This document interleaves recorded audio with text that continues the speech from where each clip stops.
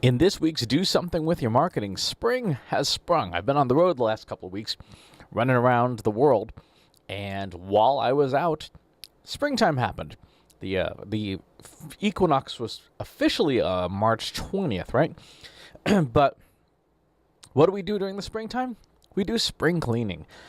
Now, you can get your Marie Kondo on the however you want, but from a marketing perspective, the thing I want you to do that I'm doing right now, I've been doing a good part of the weekend, is spring cleaning of our marketing. What does this mean? 5 big things to clean up. Number 1, well, actually, technically, probably 6 big things. Number 1, clean out those dead followers on social media, and you know who they are. They're the folks who, you've been following for a while, and you're just not getting any value from them anymore, or they're very clearly bots, and they're not bots that you made, and therefore they're not helping you. As much of stuff that you can clean out as possible, the better, especially on networks with bidirectional connections like LinkedIn. If you break the connection on LinkedIn, that reverts that relationship just to a follower instead, and that is probably more beneficial to you. So clean up those dead followers. Number 2, the big one by far, clean out your email list. I guarantee you, your email list is probably filled with junk. If you're not logged into services like Amazon's SES, if you use it to send email, which I do, simple email service. If you're not logged into Google's Gmail Postmaster tools, which if you send to Gmail addresses, you need an account. It's free on Gmail Postmaster tools. What it does is it tells you how your website, your domain, is delivering email to Google Gmail addresses. That is so important because if you don't have that information, you don't know whether your stuff's getting flagged as spam or promotions or just being rejected entirely. And Gmail Postmaster tools are separate from all other forms of sort of spam reporting. While you're at it, make sure your domain is not blacklisted. There are a number of really good, search for blacklist checker for email marketing on Google. You'll find a bunch of free services. Just check out your domain. Make sure it's okay. Make sure that you're not being blocked by people. That also means if you're one of those folks, or you're one of those companies, you work at a company that does the whole do not reply at yourdomain.com or no reply at, guess what's happening? Every time you send an email to a non-functional email address, you'll get what's called a bounce back notice. And the bounce back notice is intended to tell you, the sender, hey, this email address has stopped working. Don't send any more email to it. If you continue to do so, then you'll start getting what these are called 550 error codes, which means this has gone bad. This address has gone bad. Now, if you are sending enough of those to any major mail service like Gmail or Hotmail or Yahoo or any of the companies that host their corporate email with those services, Google Suite, G Suite, and stuff like that, you will get blacklisted. Right, your email will stop working. So you've got to make sure that you are getting your bounces and that you are cleaning your lists regularly and frequently. But take the time now to do your spring clean.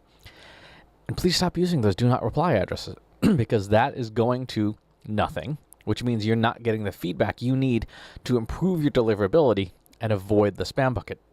Number 3, take out the dead records from your CRM and your marketing automation system. I know it... As someone who is a marketer who loves the remote possibility that maybe that lead will come through or maybe that sale will close, sometimes we have to face reality. That deal is not going anywhere. It hasn't gone anywhere. It's not going to go anywhere. Time to put it to bed and move on to the next big thing or move on to the next anything, because investing a whole lot of time and effort and stuff, something that's never going to move, is taking time away from things that could benefit your company. So make sure you take the time to do that dead record cleaning. Especially important now as I record this. Tomorrow is the start of the next quarter, so perfect time to do some spring cleaning on your CRM. Number 4, get rid of useless data you've accumulated. Got a pile of reports, PowerPoints, Excel files, whatever the case may be. If you've accumulated a lot of useless data, it's okay to get rid of it. Again, like CRM records, Maybe you'll use it someday, but probably not. It's safe to put it in a backup drive or use Amazon's Glacier service, which allows you to have stuff just permanently stored in cold storage. If you need it, you can get it back in 12 to 24 hours. So it's like old videos, old everything. Just put it away for now. Number 5, dead infrastructure. Clean out stuff that's not working anymore. I cannot tell you, and my hand is up. I am guilty of this too. I got to do some cleaning on my website. How many of us still have a Google Plus button? Right? Yeah. It's time to put that one away. So if you've got a website, go through, audit your code, go through any of your infrastructure and remove that stuff. If you've got a database of things like social profiles for your prospects, guess what? You can safely turn off Google Plus. You can safely turn off all those networks that have come and gone over the years and save yourself some data. And finally, again, things we don't want to let go of. For those of us who are digital hoarders, I am a digital hoarder, is dead content. Stuff that's just not doing the job anymore, or stuff that's actively harmful.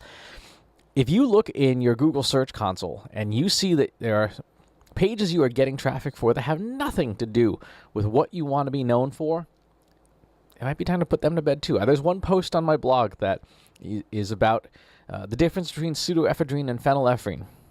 That's not what I want to be known for. That's not what I want to get traffic for. It might be time to put that one to bed, even though it'll mean in the short term getting less traffic on my website. If it's irrelevant traffic, it's not good, because the way search engines work now, they are semantic based. They understand language, they understand topics, they understand concepts.